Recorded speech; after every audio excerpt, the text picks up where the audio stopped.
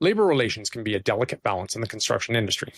Many factors influence how successful labor relations operates in construction. Everything from economic conditions to regional influences to even how a particular job is run can impact workers and the relationships between labor and management. That's why it's critically important that both partners are given the tools and resources to build strong relationships and job site practices to ensure bargaining is well informed and done in good faith. In this episode of OCS Talks, we look at today's construction labor relations landscape and how we're helping to prepare our members for future bargaining rounds. 3 years ago, the OCS undertook the task of developing the Fundamentals of Construction Labor Relations course to provide a strong and consistent foundation for both employee and employer bargaining agents. Since its inception, the course has put 93 participants through our intensive 3-day course. I'm very proud to say that based on the reviews, we've done a great job of helping to improve labor relations in the ICI construction sector. Welcome to OCS Talks, your source for all things related to Ontario's unionized ICI construction sector. I'm Brian Barron, CEO of the Ontario Construction Secretariat. Joining me today is Cole Carson, Labor Relations Manager at Irving Oil, but just as importantly, the man who we've entrusted to facilitate the OCS's Fundamentals of Construction Labor Relations course. Cole, welcome to the podcast. Thank you so much, Brian. Happy to be here. Thank you. So, Cole, before we jump into the course, I'd like our listeners to know a little bit about you, your experience with labor relations. I think it's probably fair to say, and I've seen you sort of speak a couple times, but it's, it appears as though you've had a pretty broad career in this field. Can you walk us through it a little bit? Yeah, sure. Absolutely. So, I've been, it's been awesome for me. I've spent about the better part of 20 years or so now having the opportunity to work in different provinces, different sectors, primarily around construction, but different industries, different sectors all over the country. I started, like I say, about 18, 19 years ago, working just for a small company in Fredericton, New Brunswick. Basically, it was a highway company doing essentially maintenance of that highway. And it's really where I first got some exposure to a little bit of labor relations, more kind of human resources type role. And then a few years after that, I had a chance to go take a very dynamic role in northern Alberta. So it was, there was a couple different projects that I was able to be a part of in the oil sands. So north of Fort McMurray, about an hour or so. And very diverse, large sites, $200-300 million projects with 3,000 plus trades on site. All different trades were represented there. And it was really my first opportunity to be able to kind of really dive in and kind of wrap my hands around what the labor relations world was like, but in particular, construction labor relations.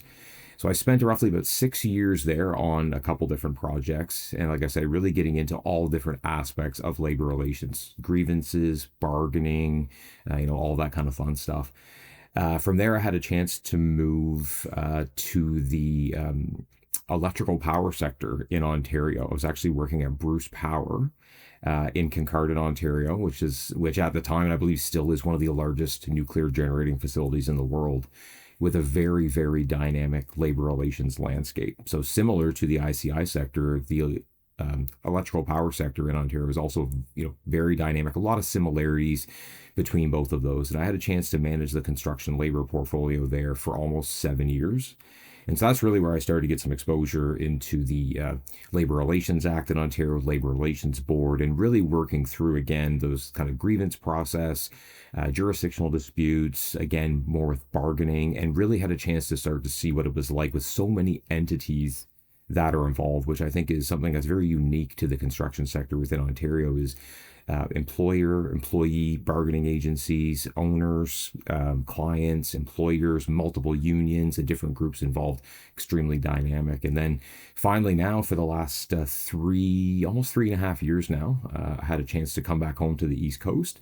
And I've been managing the labor relations and immigration program with Irving Oil, which operates Canada's largest refinery here in St. John, New Brunswick. So it's been interesting to be able to kind of move all around. And, I think for me, one of the areas that I would say is probably one of my biggest strengths at this point is just having that diversity of background and the experience of seeing kind of what works in areas may not work in others, and trying to take those best practices wherever I've gone. So yeah, it's been fun so far, for sure.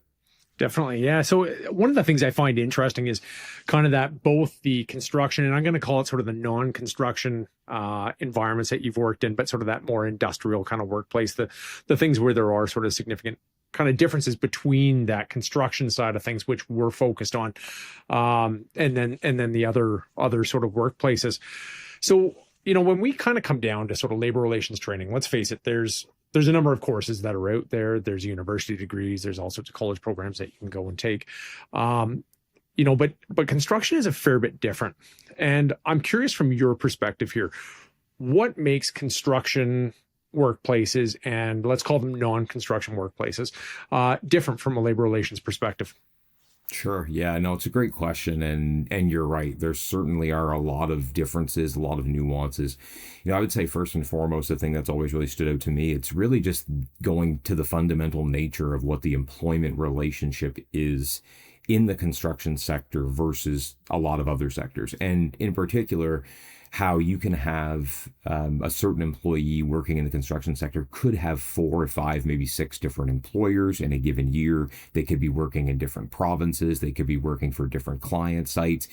I think a lot of it really just boils down to the kind of transient nature of what, that sector. And I think one of the things that's always impressed me about a lot of the construction trades as a whole is their ability to go where the work is, be committed to the work. And that oftentimes means kind of leaving your family behind or leaving your friends behind for certain periods of time. So I would say one of the things that really has always stood out to me as a difference from a labor perspective is the challenges that come with that type of an employment relationship that's ever changing. So what that might mean is there's obviously going to be more layoffs. There's different breaks of employment.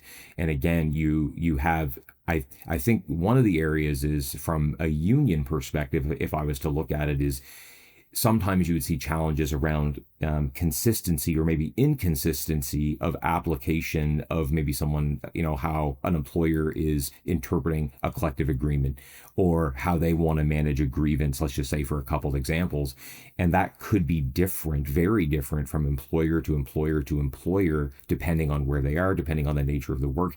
And sometimes that creates challenges with just expectations. It creates challenges, right off the hop of just trying to understand and kind of set that foundation for that worker to understand really what those expectations are. So I think that to me is one of the challenges. I think the other piece too with it, again, from my experience dealing almost exclusively with unionized construction building trades, is that dispatching process as well, that owners and employers have to rely on that. And there's a lot of nuances that go into that process to secure that work. And I think a lot of it is just when you look at the nature of that, a lot of places that I've worked, if you look at like a maintenance facility, for example, there's a lot more kind of say 10, 11 months a year worth of work runs, consistent relationships with those employers, not actually going and asking for kind of top ups of like employment recs or things of that nature anywhere near as often.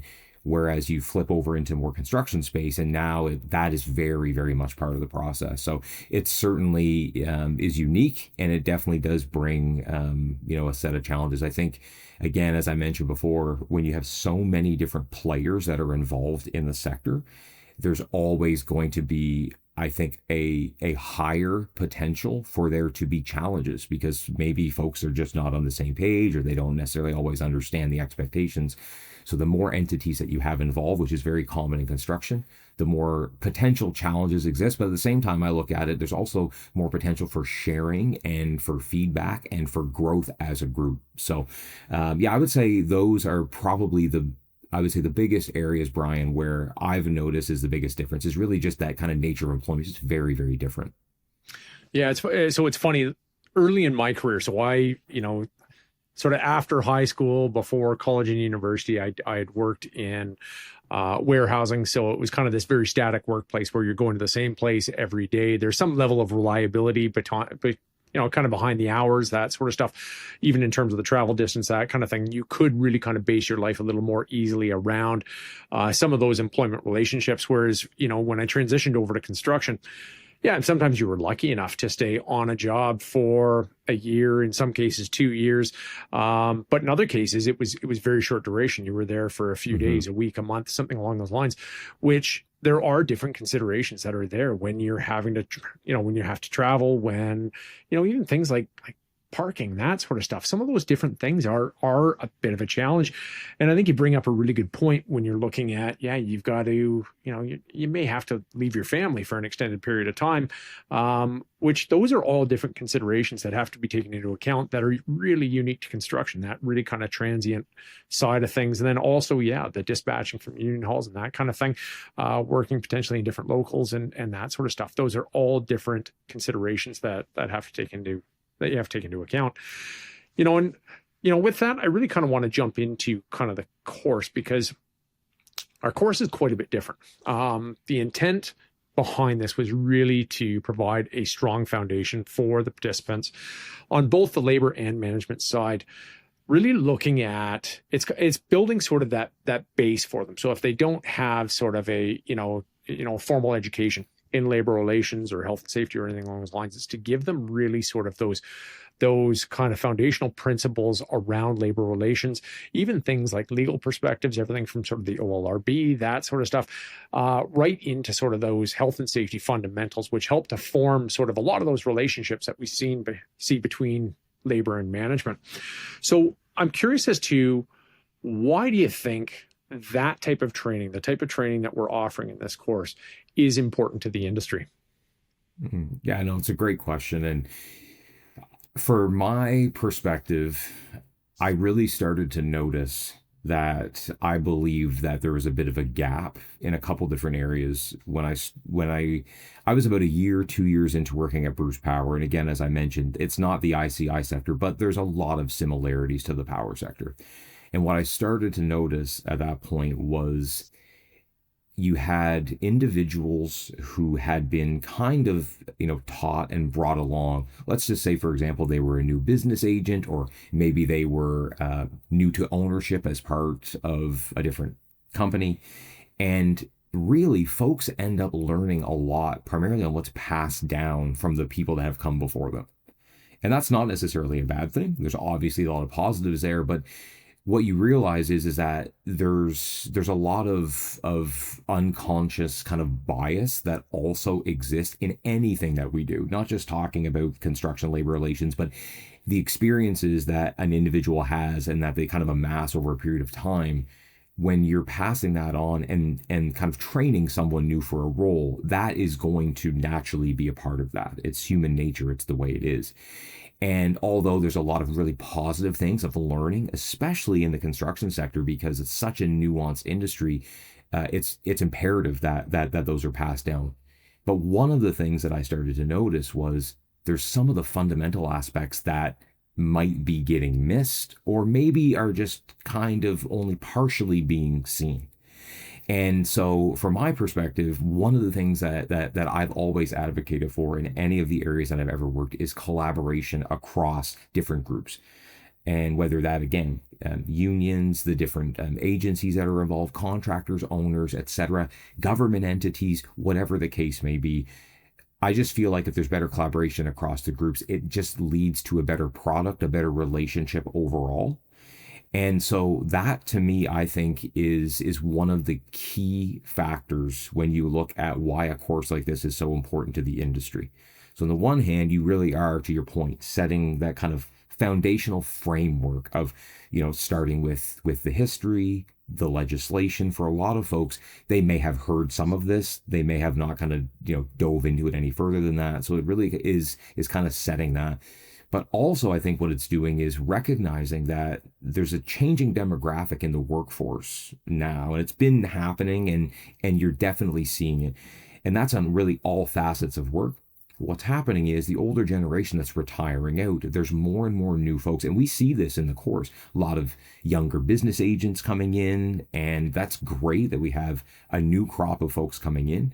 But I think when you combine those two things, it really is a perfect time to bring in a program of this nature that really allows the industry to have that framework that is driven from the OCS, which part of OCS mandate, of course, is to be that kind of tripartite group, bringing those interests together. And so I think those two things are extremely important for why this program is very important to the industry. But a third thing I would add that has become more apparent. I believe we've done 5 courses now at this point. And I look at it, and what is starting to happen when we have so many folks running through is it's also providing an area of sharing experiences, sharing feedback, sharing viewpoints from other sides. And I don't know how many other forms of this nature have really been able to provide that opportunity. So when you think about something like collective bargaining, and maybe historically it's just kind of been done a certain way, we kind of do things over here, the other side does it over here, and we come together and hopefully we get a deal that works for both groups. I think what this course allows to do is for people to really kind of step in someone else's shoes and understand that's where they're coming from. You know what, that makes sense. I never really looked at it that way. And so those, to me, I think that's becoming an ever increasingly important aspect of this program, is a safe place for folks within the industry to, get together and do the program and really kind of share those experiences. And, I think everyone is going to be the better for it when we go through those things like bargaining and whether it's even, how we deal with each other, walking through a grievance or expectations, whatever it may be. I think the industry is going to be better for it. Yeah, it's interesting. So I've had the experience of, prior to being in this role at the OCS, I had actually taken the course. I took one of the pilot versions, and I wasn't really all that involved in sort of the labor relations side in my previous role. But being able to sit in that room and watch some of those barriers coming down, watching sort of that neutral environment where, people can talk quite freely about sort of what some of their challenges are, what some of their concerns are, that kind of stuff, and be able to kind of work through some of these and share sort of that perspective right across the board, I think is this massively important kind of step to being able to kind of have this sort of common understanding when you go in. I mean, obviously, everybody's got a bargain for their side. That's part of this. I mean, nobody's saying, kind of ditch that side of it, but it's really kind of having sort of that common understanding between both parties so that you can start to work through things with a little more understanding towards kind of that other side. And I certainly saw that, as both sort of a participant within the course, and then also, as an observer at our most recent one here in April, where I was able to sit in on it and really kind of see some of those discussions happening and kind of almost that light bulb going off in some people's heads going like, okay, I get where they're coming from on this, which I think is incredible. And then obviously there's the component too of new people coming up. I mean, let's face it, in virtually everything that we do, when we bring sort of a new employee on, the expectation is that, you train them. You train them to do their job. It's not just, hey, or at least you hope it's not feed them to the wolves and hope for the best kind of idea. It's, let's set them up the best way that we can, which is obviously where we want everybody to be. Sure. Yeah. So now, I think you've kind of answered this, but, you've delivered this course multiple times now, and you've engaged with the participants, the students kind of thing, throughout the process. In terms of kind of the benefits that this course offers to kind of both sides, what are your thoughts on it? Like, I know that it's kind of like we're breaking down the barriers and that kind of stuff, but in terms of providing sort of that foundation, giving them sort of really almost kind of the theory behind a lot of these things, where's the benefit? Yeah, no, great question. So I think from my perspective, there's multiple different benefits to it. And, I think one of the things that we're discovering as we go through the course and really just, I guess, as a bit of an aside as well, one of the pleasures that I've had of dealing with yourself and, the other staff within OCS has just been an overall willingness to make adjustments as we go based on the feedback that we receive. And that's really what it's for. I mean, at the end of the day, the course is designed for the folks within the industry that organizations like yours are supporting. And that's really what it's about. Putting a program together that is, just kind of fixed and doesn't really, adapt. I think you'd be missing a big opportunity there. And so, for us to be able to actually look at that and make those adjustments as we go in response to the feedback that we receive from the group, I think is great. When I look at some of the specific benefits, there's a kind of, a few key areas that I look at, because you're right. With a program that's basically 3 days, you have a difficult task. It's a bit of a tightrope. You want to provide enough information and enough background, so the historical context, digging into some of the legislation or certainly key elements of that. But you have to also recognize that you have limited time within that window to be able to focus on certain, aspects. So for myself, I think one of the things to me that is very important with the program is just kind of laying that framework so folks understand if there's any misconceptions, or if anyone had, some different thoughts on areas. We're just trying to really level set that and really kind of lay down that framework for those elements, which is important. But one of the areas I think that, for myself at least, that's always been of interest to me is going through different exercises that we do in and around even something, for example, as how somebody communicates, or how someone would, how would they bargain in a situation? What are their tendencies? And the courses we've done, the group seems to be very engaged in sessions like that. And so someone might be listening and thinking, well, what does that really have to do with a program like this? Well, communication styles, communication, and really understanding your own or the communication style of someone else.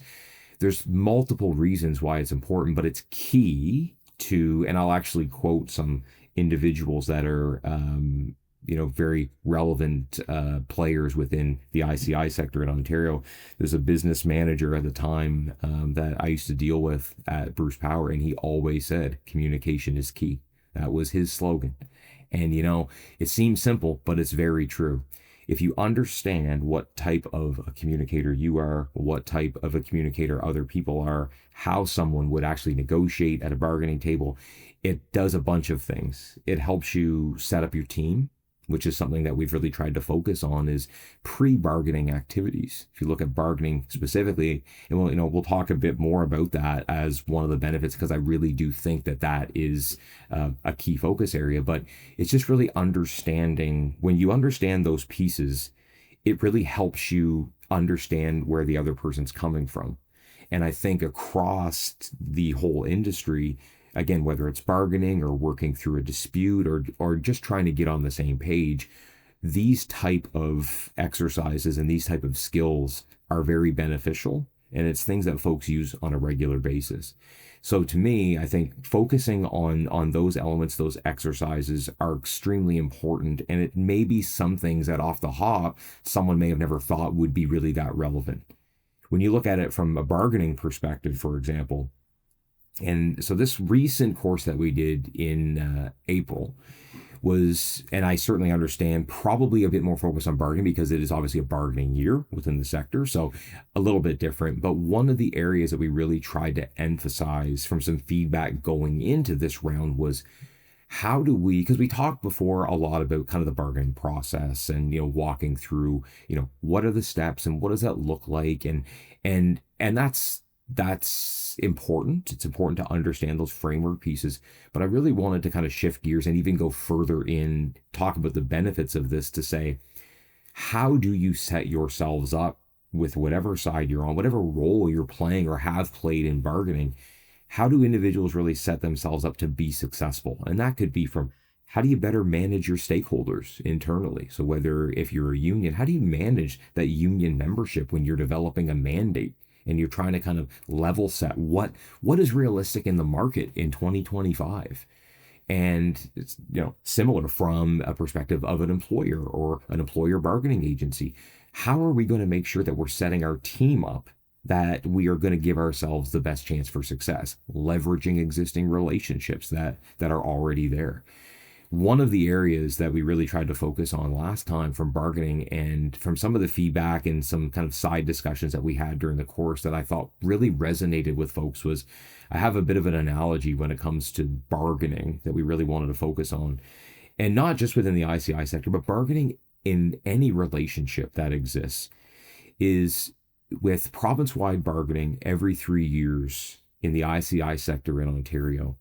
It honestly takes on a life of its own. And I think when you look historically at it, there's been a certain way in which things were done. And there's obviously things that folks can learn through any bargaining round and any process. But I think one of the areas when you look at bargaining specifically is I try to focus on bargaining as just like another step in a long-term relationship that exists.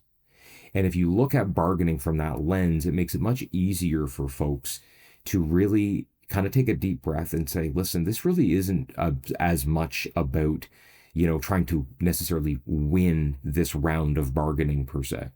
It's more about figuring out how do we work together to get a deal that works best for both groups, that's not only just to, have that finalized and over the line, but that we can both not only steward to, successfully over that 3-year duration, but also we can go back with our heads high to each one of our groups, knowing that this makes sense for everybody.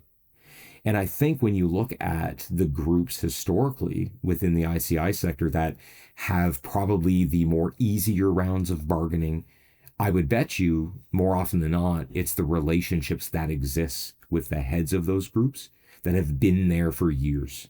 And they've learned this, they've developed this over time. And so to me, I would say that is really one of the key benefits that we're really trying to focus on is let's talk about some best practices. Let's pull some ideas from our groups.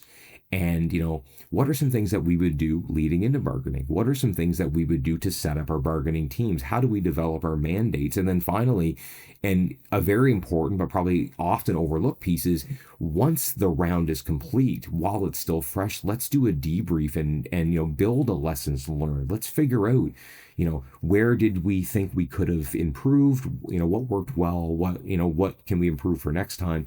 And use that for your kind of next round going forward. So, again, I think there's a handful of areas that I feel are very beneficial, but certainly a lot of the questions that we've been asked recently are in and around kind of relationships, bargaining. How do we build that trust? How, what are some things that we can do collectively as a group to kind of, knock some of those barriers down and really establish that trust. So when we get to the table, again, it's just another discussion with a colleague that we deal with on a regular basis, as opposed to an event that seems to be a little bit more daunting at times. And so to me, I think that is a great way to look at it. And I guess, maybe one other area that I would mention is we talk a lot as well about the Ontario Labor Relations Board, and we talk about grievance process, jurisdictional disputes, different things of that nature as well. And I think one area that's been very beneficial for the group is really understanding, yes, it's important to understand why that exists, the provisions, in an agreement, why sometimes those things can't be avoided. Absolutely. But it's also a good opportunity to talk as a group and really get that perspective from both sides to say, sometimes, is there a different way though?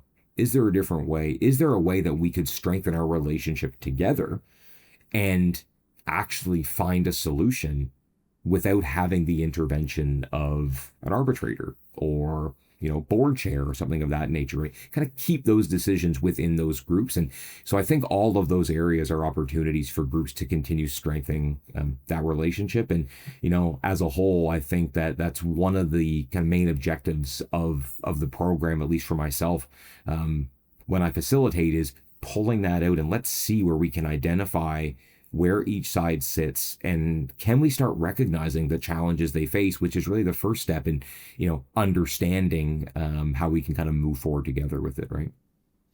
Yeah, it's interesting. So, when you take a look at construction as a whole, it really is a relationship business. It always has been. It really is based on sort of that foundational principle of kind of trusting one another, and it is that bargaining in sort of good faith. And, and right now we're sort of at I don't want to say the end of this sort of bargaining cycle, because we've still got a few more agreements and that kind of stuff. But I have heard from a number of folks actually who have taken, this course as well as some other courses designed around sort of negotiation and that kind of thing.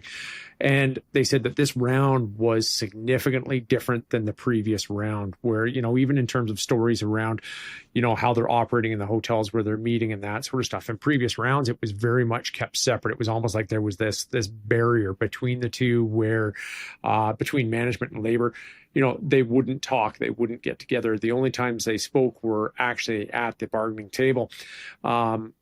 and as a result, there was a very adversarial kind of relationship. Whereas in this round, they've been talking more. They kind of have this better understanding walking into the actual bargaining room, really of kind of where everybody is at. And when you consider sort of the environment right now, which I find really interesting, because, with everything that's happening in the States, tariffs, that sort of stuff, we've got a number of large projects that are being paused. I even know my own feeling around these sorts of things and kind of the anxiety as I sort of watch, my retirement savings going up and down, kind of like a roller coaster and that sort of stuff. There's a number of stressors that are on the table that I think would complicate a lot of these negotiations. And we seem to be moving through them in, I'm sure there's still tense moments and that kind of stuff, but I would say in a smoother fashion than what we've seen in previous years. So I think there's definitely, some real pluses behind this. And it's stuff that I think that we really should, everybody should be sort of patting themselves on the back a little bit about. Yeah. But I'm curious here. So, you've been through a number of bargaining rounds, over your years in this field. When we take a look at kind of the benefits of that training versus maybe somebody who's coming in without the training and that sort of stuff, what has been your experience and where do you see kind of the advantage of somebody walking in with sort of that strong foundation? What do you kind of say, like, what are the real results kind of thing between those two bargaining situations where you've got somebody who's coming in just based on sort of, past experience, that kind of thing. And then you've got somebody who's coming in who has gone through that training. Is there a significant difference there? Yeah, no, I think absolutely there is. And, again, each person that comes into the program everyone has a different set of experiences. They've got a different level of, if we're talking about bargaining in particular, a different level of comfort with that and exposure to that in different ways, right? I would say, probably the biggest area of difference from someone who's come through, not necessarily just this program, but any program that would be focusing on similar principles of trying to set folks up to be successful and just really understanding kind of what goes on behind the scenes to set it up versus someone who's never been through there is, I think it just puts you in a better headspace going in. And I think a lot of that comes from, bargaining. And I can remember for myself, my first ever bargaining experience, and it's hard to believe it was so many years ago now, but compared to more kind of recent rounds it really is something that it just gets easier in some respects as time goes on and the more experience that you have going through there. I think that if I think back to myself, if I had have had an opportunity to take a program like this prior to my first engagement with bargaining, how much different that process would have been for me. And I think a lot of it is just really, first and foremost, expectations, I think is the big one. Is if you've gone through bargaining, but have never really gone through a program of this to really start kind of breaking down the different components and best practices of how to kind of set yourself up for that, there's a couple different pieces there. So one would be, well, the only exposure that someone probably would have had either is probably very little, or what they would have been probably very one-sided. Or would have been very much, again, as we talked about earlier, what someone would have passed down as a best practice from however they were taught to do it, right? Yeah. So you're going to have someone who's going to come in there that is going to be naturally more kind of close-minded because they just don't really know what they don't know. Versus you look at someone who's been through a similar program. I think the biggest thing is that individual is now going to take a second and probably going to process in a different way. They're going to sit there and say, well, there's two sides to every story. There's multiple different perspectives and angles. And as we are setting ourselves up and doing the same with our team, it also helps understand the process of where the other side's going to be. And I think that's one of the biggest benefits of it is, yes, there's a ton of benefit to get into the specific details of going through a program that says, how do we better develop a bargaining mandate? And how do we make sure that the expectations for our stakeholders are in touch with the market conditions and what's going on elsewhere, leveraging the other metrics that exist in the market? That's an important piece. But I think really just in general, the more important element is the more you understand what goes behind it, the better you can understand the other side and where they're coming from. And so many times, and as often the case, folks who don't have that experience and don't have that exposure to others, is they come in and there's also an attitude that exists within, I've seen it in other areas as well, but within construction, certainly it does exist. And there's almost a mentality of, if that trust isn't there, or that opportunity to kind of build that necessarily isn't there, there's almost a kind of weariness of the other side in some way of, well, whatever they're trying to do can't be beneficial to me. It's just in their benefit. And I think going through a program like this, what it really does is allows everyone to really try and kind of put themselves in the other person's shoes and understand that they're going through the same challenges that we are. They have stakeholders just like we do. They have different pressures, economic pressures, financial pressures, whatever that means. They have the same things. They're facing similar challenges. And I think that just allows people to come in with a very different mindset of not coming in with just this idea that, well, that person is coming in there to try to get the best deal for them, and that's going to be, to the that's going to impact us in a negative way, versus more of a, maybe we can just try and find something that works for both of us. And that's really, I think, within this program, the focus that I always come back to is more of a mutually beneficial bargaining experience as opposed to a more adversarial approach. And historically, as you mentioned before, that adversarial approach is usually kind of like a win-loss metric of success.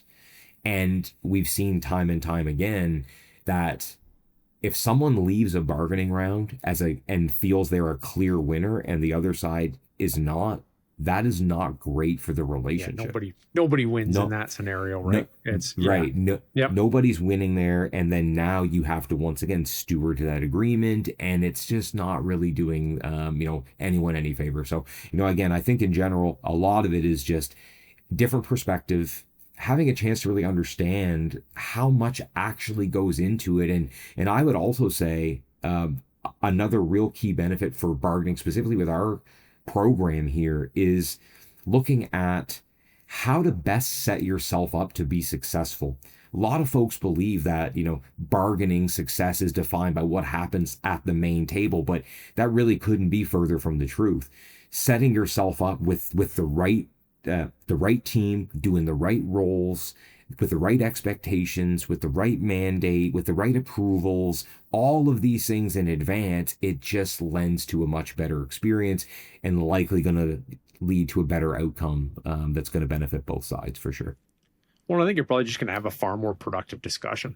Absolutely. When you go into anything sort of prepared, and it's not just sort of this list of kind of wants on sort of both sides, it's kind of interesting because I came from, in my previous role, I was on the government side of things, and with government unions, based on just pure size, some of those negotiations come in where it's, both sides are coming in, extremely high on one side, extremely low on the other side, because it's kind of like, well, we're going to ask for kind of the moon kind of idea. And it turns into, these discussions of real sort of push and pull constantly, where ultimately both parties almost feel like they're losing all the way through it, and you hear it through the news all the time. And that's not the position you want to be in. I do like how you put it, where it's got to be that mutually beneficial, where you're operating truly at sort of that win-win, and really trying to understand each other's perspective. I think that is truly key. And it was certainly my experience going through this course, on both the observer and the participant side, of truly gaining that understanding, when people kind of came to the table and said, well, here's kind of how we view this. So when we walk into this is what we're looking at. These are kind of the different components. Here's kind of how we're trying to sort of balance things for our membership sort of thing, or whoever it is that we're representing kind of thing, to make sure that we're really kind of meeting our sort of final objective kind of idea. So it was awesome to kind of hear that perspective, because it kind of filled in a lot of those blanks for me as I was kind of going along. So it definitely was my experience to kind of, have that, walking a mile in somebody else's shoes going through that process, which I think was excellent. Yeah. Awesome. So Cole, do you have anything else you want to add to this? Listen, I would just take a couple seconds just to give another shout out to the program and to the organization. I think, I can't stress enough how important I think this is. And I think folks are, and I'm not sure what the number is now, Brian, how many folks have been through it. I'm going to guess in and around 100 or so. Yeah, 93. 93. Did the math this morning. We got 93 people. That's I mean, when you think about it, I think when folks are going to look back in a few more years, and it's great to hear the experience already. I mean, to me, it gives me a lot of satisfaction. And I'm certainly not going to take all the credit for this by any means, but the fact that you say that this round of bargaining seems to be a lot more collaborative, less adversarial than other rounds, I'd like to think that our program here has definitely played a bit of a role in that. And, to me, I think that's something to build on. I think that, anyone who is looking to gain a better understanding of some of the fundamentals, I think our program covers that. I think anyone who wants to learn some of the nuances, we cover that. But I think also where it's starting to evolve into and where we're going, again, as we get that feedback session after session, is really around what are some of these best practices and how can we just work more collaboratively as a group and really just kind of sit down and do an exercise with a different party, a contractor, an owner that we've never really had a chance to meet in a forum like this before. Take that shared experience back to my union or my organization and say, you know what, those guys aren't that bad after all. Like, we had a great conversation and, we really just we had a chance to sit down. I understand their side now. And, maybe next time when we approach this, we now know a little bit more insight into the why, where their headspace is at with that. So, again, I look forward and I hopefully have the continued benefit to be able to facilitate the program for OCS for a few more years anyway, hopefully. I really enjoy doing it. It's fantastic. It also, for myself, keeps me in touch with the construction sector in Ontario. It does hold a place kind of near and dear to my heart for my time spent there. And so again, I would certainly stress to anyone who's interested in learning more about the fundamentals, the foundational elements, or really just wanting to also grow their knowledge of what it's like to really be more collaborative, a partner, playing that role in the industry to help move it forward together. I think it's a great program, and I'm just very blessed to have an opportunity to continue to do this with you guys. So, well, and thank you for that. And you do a phenomenal job. I mean, I've been in it a couple times now with you, and hats off to you. You definitely, you facilitate the course unbelievably well. And I will echo your comments. I mean, there's the one thing that does come through loud and clear each time I'm in the course is there is this willingness on both parties to make the process better, to really try to sort of streamline it. I've heard multiple times coming into sort of bargaining rounds where, from both sides, where they go, geez, it's a highly stressful environment. It's a tough environment. It can be awful depending on sort of how it goes. So there is this sort of motivation to make things better, to streamline it, to work together, really to get sort of the major issues solved so that everybody's walking away feeling good about it. So with that, I do want to thank you. I'd like to thank you for being our facilitator. It is, so appreciated on behalf of the OCS, but also on behalf of the industry as well. But I'd also like to thank you for your time today on OCS Talks. For our listeners, Cole got about 2 hours notice for this. I had sort of a last minute cancellation and he stepped up on it. So I do very appreciate it. You bailed me out big on this one. So I very much appreciate that. So with that, for more information on today's podcast, registering for our upcoming course, we've got one coming up in November with some spaces still available, and then we do a couple every year as well. So there's always registrations going, as well as 4 resources that we produce at the Ontario Construction Secretariat. Please visit our website at iciconstruction.com and follow us on all of our social media. Thank you and have a great day. Ontario Construction Secretariat. Knowledge to build on. Visit iciconstruction.com to learn more.